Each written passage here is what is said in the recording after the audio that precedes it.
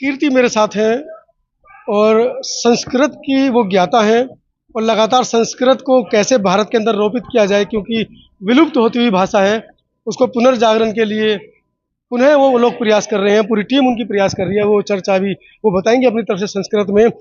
Doctor Ambedkar की आपने बात की थी अपने इंटरव्यू में, बाबा साहब को संस्कृत नहीं पढ़ने दी गई थी, तो वो मनुस्मृति के बारे में उनको इतना पता नहीं था। वो यहाँ से विदेश जाते हैं, विदेश में संस्कृत का गहन अध्ययन करते हैं, वापिस आते हैं, मनुस्मृति का गहन अध्ययन करते हैं और तब उनको पता चलता है कि हमारे महिलाओं के, दलितों के, शोषितों के, पिछड़ों के जो हक हकूक हैं क्यों खत्म किए जा रहे हैं। तो मनुस्मृति का अध्ययन करते तब उन्हें लगता है कि ये वो किताब है जिसकी वजह से महिलाओं को अधिकार नहीं मिल रहे हैं, हमारे समाज को अधिकार नहीं मिले। तब वो जाकर उस मनुस्मृति को दहन कर देते हैं, मनुस्मृति को जला देते हैं। इस पर आपका क्या कहना है? आज दिल्ली में संस्कारी सेना का तीसरा अधिवेशन संपन्न हुआ है। मेरे साथ कीर्ति हैं, बड़ा ही अच्छा मन संचालन वो कर रही थी। जानते हैं ये संस्कारी सेना क्या है, क्या इसका काम है। कीर्ति, स्वागत है। जी धन्यवाद महोदय।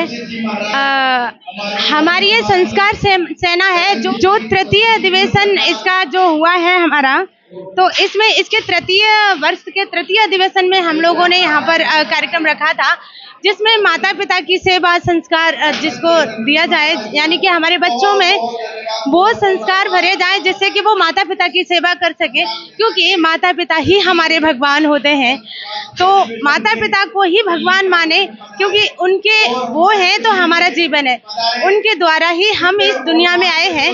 तो इस कारण हम लोगों ने ये सभी प्रदेश से, पूरे देश से हमारे लोग आए हुए हैं, जहाँ से हमारे सभी माता पिताओं का सम्मान किया गया है।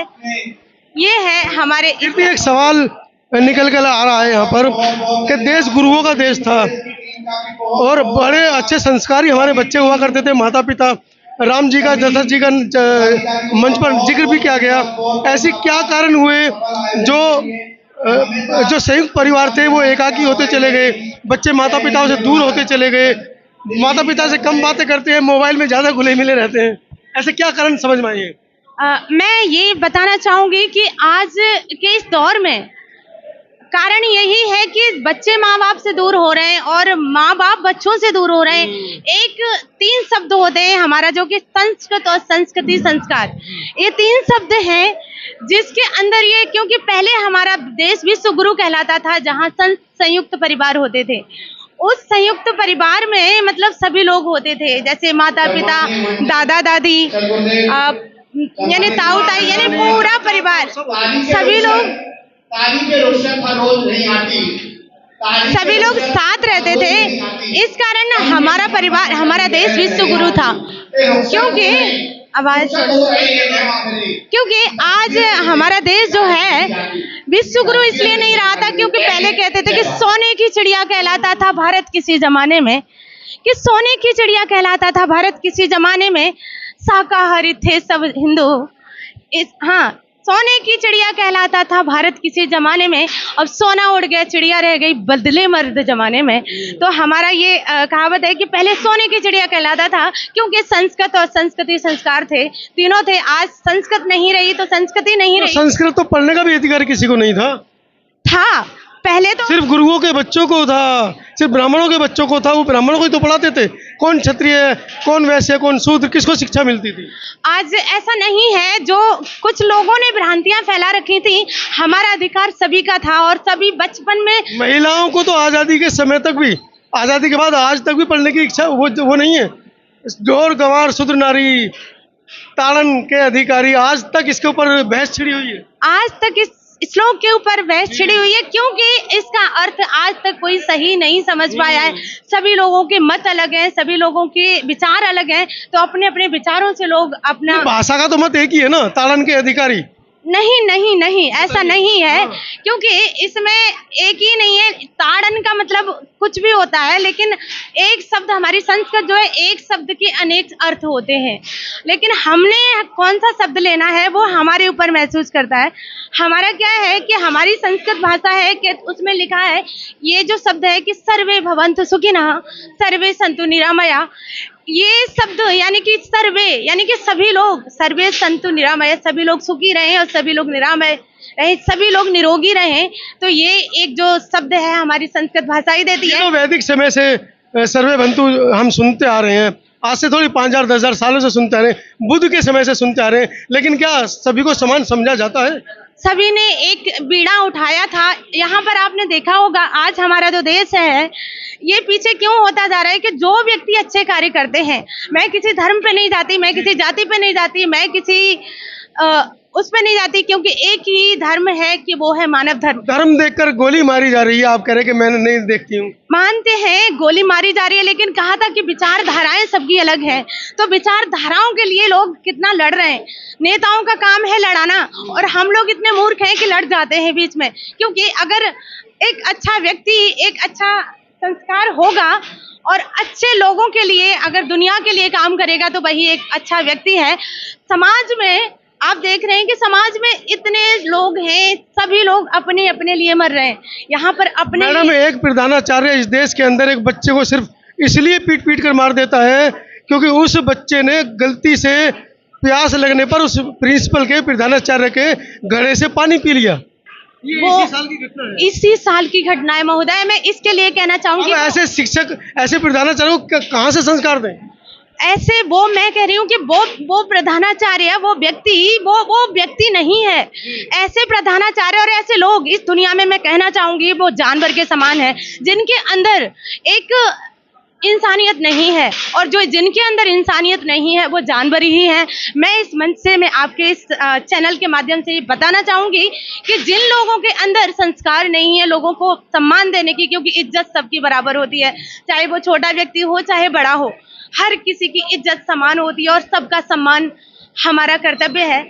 हम लोग यहाँ संस्कार सेवा के माध्यम से यही सिखाना चाह रहे हैं कि सभी को संस्कार मिले और सभी का सम्मान हो, सभी माता पिता का सम्मान हो, जहाँ पर किसी भी जाति, धर्म और किसी उसकी बात नहीं है। हम लोग सभी को एक साथ लेने का, जोड़ने का प्रयास कर रहे हैं। आपने देखा है जैसे कि हमारे गौतम बुद्ध रहे हैं, जिन्होंने बहुत कुछ किया, प्रयास किया हमारे देश को आगे ले जाने का, लेकिन कहते हैं ना कि जो अच्छा करता है वो कहीं ना कहीं पीछे ही चला जाता है।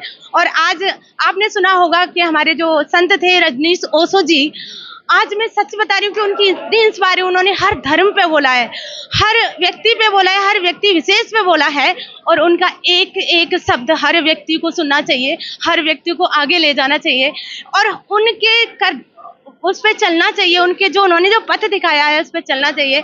अगर हम लोग यही कार्य करेंगे तो हमारा देश एक बार फिर से विश्वगुरु होगा। आपके जैसे विचारों की इस देश के लोगों को, इस देश की राजनीति को जरूरत नहीं है। वो ये कहते हैं एक तो महिला हमारे सामने बोलेगी और महिला ऊपर से फिर एक और शब्द आ जाता है दलित महिला। ये जिन लोगों के, क्योंकि दलित शब्द हमारे देश में, मैं एक बात बताना चाहती हूँ, संस्कृत की स्टूडेंट रही हूँ, संस्कृत की प्रशिक्षिका हूँ, और संस्कृत ही हमारा आगे बढ़ाना, और यहाँ दलित ये शब्द एक बहुत, क्योंकि हमारा यहाँ किसी भगवान ने नहीं बनाया शब्द, क्योंकि यहाँ पर आने वाले जो लिखने वाले यथाकथित पंडित और जो लिखने वाले थे, चाहे जो भी हो, मैं उनके लिए कहना चाहूंगी, हमारे भीमराव अम्बेडकर जी रहे जिन्होंने बहुत कुछ किया सभी के लिए। तो जो लोग कहते हैं ना कि ये दलित है, छुआछूत से जो लोग दूर रहते हैं, सच में वो इंसान नहीं है और वो इंसान कहलाने के योग्य भी नहीं है, क्योंकि इस देश में जितने भी लोग हैं वो हर व्यक्ति का अधिकार है सम्मान से जीने का, और जो लोग उन्हें सम्मान से नहीं जीने देते उनको मैं इंसान कहने लायक नहीं है। वो यही उद्देश्य मुझे लगता है आपकी संस्कार सेना का। हमारा उद्देश्य, हमारी संस्कार सेना का उद्देश्य यही है, और हमारी संस्कृत भारती एक संगठन है, उसका भी उद्देश्य यही है कि हर व्यक्ति संस्कृत सीखे, संस्कृत बोले। क्योंकि अभी के माध्यम से मैं बताना चाहूंगी आपके चैनल के माध्यम से कि इस दिल्ली के अंदर, पूरी दिल्ली के अंदर 1108 वर्ग चल रहे हैं। हमारे संस्कृत भारती और संस्कृत संस्थान, राष्ट्रीय संस्कृत संस्थान, उत्तर प्रदेश संस्कृत संस्थान और हमारे जितने भी राष्ट्रीय संगठन है, सभी ने मिलकर 1108 पूरी दिल्ली में हमारे प्रशिक्षक लगे हुए हैं जो संस्कृत सिखाने का कार्य कर रहे हैं। मैडम, हमें तो इतना पता है, जब हम पढ़ते थे पठती पठत पठंती पठसी पठत, बस ये 2-3 श्लोक के अलावा, मतलब बोर्ड में भी संस्कृत की इसके अलावा कोई श्लोक था ही नहीं, कुछ भी नहीं श्लोक। आप क्या सिखा रहे हैं संस्कृत के अंदर? हम लोग बोली भाषा सिखा रहे हैं ताकि लोग हमारे यहाँ पर बोलना सीख सके, क्योंकि अगर बोलेंगे कि क्योंकि संस्कृत कहते हैं आज के जो लोग हैं वे। आप संस्कृत पढ़ाइए, मुझे इस बात से कोई गुरेज नहीं है, लेकिन आज तक इतिहास में कहीं कोई ऐसा वाक्य नहीं है कि किसी ने संस्कृत में सब्जी बेची हो, किसी ने संस्कृत में दुकान खोली हो, किसी ने संस्कृत में कोई वार्तालाप किया हो। हाँ, गुरुओं की भाषा बताई जाती है, उसके बावजूद पाली भाषा को श्रेष्ठ भाषा है, पुरानी भाषा कहा जाता है। तो इस ओर भी आप ध्यान दे रहे हैं। हम ये बात कहना चाहेंगे, देखिए आपने नहीं सुना है वो बात अलग है, लेकिन हमारी जो प्राचीन भाषा है, हमारी जो वेद वाणी है, हमारी जो देव वाणी है, वो है संस्कृत। और संस्कृत से ही सभी भाषाओं की इतिहास गवाह है। संस्कृत के अगर किसी ने श्लोक सुन भी लिए तो उसके कानों में शीशा घोल के गर्म करके डाल दिया जाता था। इतिहास गवाह है, किया गया था उस समय। नहीं, आपने नहीं लिखा है, जिन लोगों ने लिखा है वो गलत लिखा है, लेकिन पता है वो लोग नहीं थे, उन्होंने जैसा किया था उस समय दुर्व्यवहार लोगों के साथ, वो नहीं करना चाहिए था। लेकिन आज हमारा जो कर्तव्य है, हमारी जो संस्कृत भारती कर रही है, हमारा जो संगठन कर रहा है, वो हर व्यक्ति को वहां पर, हम लोग तो झुग्गी झोपड़ियों के बच्चों को भी सिखा रहे हैं, वो भी निःशुल्क सेवा दे रहे हैं संस्कृत सिखाने का। हम लोग मथुरा से, पूरे प्रदेश से, पूरे देश से लोग आए हुए हैं, जितने भी, तो सभी लोग संस्कृत को पढ़ रहे हैं। और यहाँ पर किसी भी व्यक्ति के साथ भेदभाव नहीं, चाहे अध्यक्ष हो, उपाध्यक्ष हो, प्रधानमंत्री हो, मुख्यमंत्री हो, सभी को समान। अगर हम लोग जमीन पे बैठे हैं तो सभी लोग जमीन पे बैठ के भोजन करते हैं। अगर हम लोग मंच पे हैं तो सभी लोग, यहाँ पर किसी का नहीं कि आप बड़े हो तो आप मंच पे जाइए, आप छोटे हो, नहीं। हमारे यहाँ जितने भी संस्कृत के शिक्षक हैं, प्रशिक्षक हैं, हमारे अध्यक्ष हैं, हमारे दिनेश कामत जी, इसके हमारी संस्कृत भारती के जिन्होंने वो संस्था चलाई, तो शीर्ष देव पुजारी जी, बहुत सारे ऐसे लोग हैं जिनका मैं नाम सभी का नहीं ले पाऊंगी क्योंकि आपके चैनल के माध्यम से, लेकिन इतना जरूर कहना चाहूंगी कि जो हमारी संस्कृत भाषा है, अगर ये आई, क्योंकि संस्कृत नहीं रही इसलिए संस्कार नहीं रहे। अगर संस्कृत होती तो संस्कार होते, और संस्कार होते संस्कृत, संस्कृति और संस्कार, क्योंकि जिसके अंदर संस्कृत है उसके अंदर संस्कृति है, और जिसके अंदर संस्कृति है उसके अंदर संस्कार है। चलिए, मैडम से अगर इंटरव्यू लूंगा तो मुझे लगता है कि वो बोलने में पीछे नहीं है। अगर बातें मैं करता रहूँगा तो शाम तक इंटरव्यू चलता ही रहेगा। लेकिन एक बात है, मैडम की बातों से कुछ तो समझ में आया है कि एक समय था जब इस देश के अंदर एक वर्ग था जिसको अधिकार नहीं थे, और एक महिलाओं को अधिकार नहीं थे, क्योंकि महिलाएं भी कहीं ना कहीं उस व्यवस्था से अछूती नहीं थी। गुरु तो थे, गुरु माताएं भी थीं, लेकिन गुरु माताओं को शिक्षा देने का अधिकार हमने तो इतिहास में नहीं सुना। लेकिन आज की महिलाएं शिक्षा दे रही हैं, संस्कृत पढ़ाने की वो बात कर रही हैं, तो कहीं ना कहीं एक बड़ा बदलाव भारत के अंदर देखने को मिल रहा है। अब देखते हैं ये जो बदलाव है इस देश को कहाँ तक ले जाएगा, संस्कृत कहाँ तक लोग पढ़ पाएंगे, क्योंकि संस्कृत एक सिमट चुकी भाषा है और अंग्रेजी वैश्विक भाषा है। हिंदी भी भाषा ऐसी नहीं है कि पूरे देश में बोली जाती है, हिंदी को लेकर भी बहुत सारी शंकाएं हैं, लेकिन जिस भाषा को पढ़ के पूरे विश्व के अंदर आप लोग जा सकते हैं उसको हम अंग्रेजी कह सकते हैं। बाकी मैं इन सभी पूरी जो इस संस्कार सेना है, इनके टीम को बधाई देता हूं कि कम से कम इस देश के अंदर लिंग जाति भेदभाव को लेकर ये लोग अपना पक्ष दृढ़ता से ये कह रहे हैं कि हम लोग किसी भी तरह के भेदभाव को नहीं मानते। जी, एक बात मैं कहना चाहूंगी कि जैसे कि अभी लोग कहते हैं कि चार वर्ण हैं, ब्राह्मण, क्षत्रिय और वैश्य और शूद्र।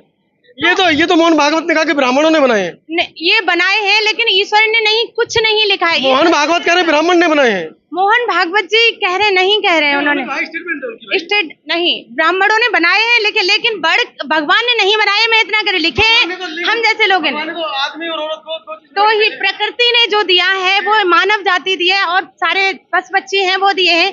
लिखा है जिन्होंने, उन्होंने गलत लिखा, लेकिन उसका जो अर्थ है मैं बताना चाहूंगी। लोग आज का हम लोग एक अलग ले जाते हैं। ब्राह्मण का मतलब है ब्राह्मण, क्षत्रिय, वैश्य और शूद्र हर व्यक्ति के अंदर है। एक व्यक्ति ऐसा नहीं है जिसके अंदर ब्राह्मण ना हो, और जिसके अंदर क्षत्रिय ना हो, जिसके अंदर वैश्य ना हो और शूद्र ना हो। क्योंकि इसका जो अर्थ है मैं बताना चाहूंगी आपको आपके चैनल के माध्यम से, क्योंकि हमारा जो ऊपर का भाग है मस्तक, ये ब्राह्मण में आता है, और जो हमारा बाहुबल है वो क्षत्रिय में आता है, और हर व्यक्ति के अंदर हमारा मस्तक है, ये पूरा सिर है, और हमारा बाहुबल है। क्योंकि ब्राह्मण और क्षत्रिय और वैश्य हमारा जो उदर है, और इससे नीचे का जो है वो शूद्र है। तो हर व्यक्ति, इस देश में रहने वाला हर धर्म का, हर जाति का व्यक्ति ब्राह्मण है, क्षत्रिय है और वैश्य और शूद्र है। तो बहुत बड़ी बात बोल दी है। मुझे लगता है इनके इस स्टेटमेंट के बाद मेरे चैनल को बंद करा दिया जाएगा। मेरे साथ जांगला साहब हैं, जांगला साहब से ही मुलाकात करने की कोशिश करेंगे। संस्कार सेना के राष्ट्रीय अध्यक्ष हैं। आप अपनी बात जारी रखिए जब तक।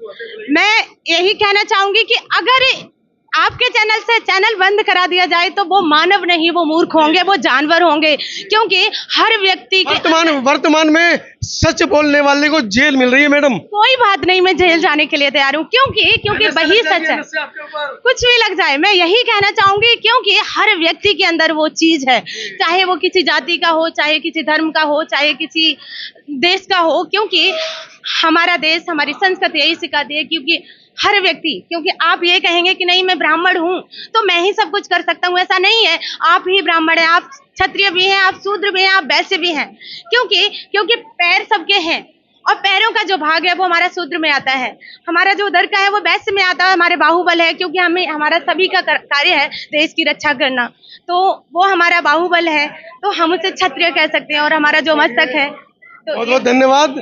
अगली बार मैडम से मिलेंगे तो लंबी चर्चा करेंगे पूरी वीडियो के बारे में, क्योंकि वर्तमान का जो अपेक्ष चल रहा है, वर्तमान में जो राजनीतिकरण या सामाजिक स्तर पर हम देख रहे हैं कि देश को वैश्विक देश बनाने की जो आज से लगभग 5000 साल पहले हमारा वैदिक धर्म था, उसको पुनः वापस लाने की जो योजनाएं चल रही हैं। क्योंकि परिवार संयुक्त हुआ करते थे, आज की तारीख में एकाकी परिवार हो गए हैं। बच्चों के अंदर जैसा कि बताया गया कि सांस्कृतिक भावना कमजोर हुई है, उसको मजबूत करने के लिए इस तरह के कार्यक्रम किए जा रहे हैं। आज तीसरा अधिवेशन दिल्ली में था। पूरी वीडियो के बारे में आपको क्या कहना है, आपकी क्या राय है, कमेंट सेक्शन में जरूर लिखिएगा। मैडम से अगली बार मिलेंगे तो और भी ज़्यादा धांसू सवाल पूछेंगे, क्योंकि मुझे लगता है कि मैडम जो है हार मानने वाली नहीं है। बहुत बहुत धन्यवाद आपका।